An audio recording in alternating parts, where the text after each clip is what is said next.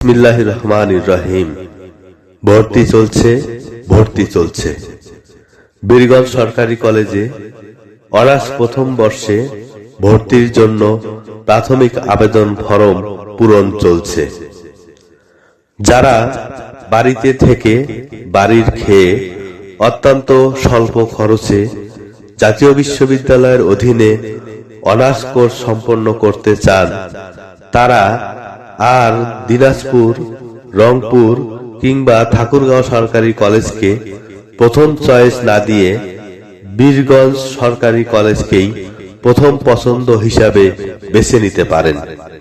কেননা বীরগঞ্জ সরকারি কলেজেই এখন মাত্র মাসিক 25 টাকা টিউশন ফি দিয়ে 4 বছরের গ্রাজুয়েশন কোর্স সম্পন্ন করা যায়। বীরগঞ্জ সরকারি কলেজে যে বিষয়সমূহে অনার্স কোর্স করানো হয়, বিষয়সমূহ হল বাংলা, সমাজবিজ্ঞান, রাষ্ট্রবিজ্ঞান, ইসলামের ইতিহাস ও সংস্কৃতি এবং ব্যবস্থাপনা বিভাগ।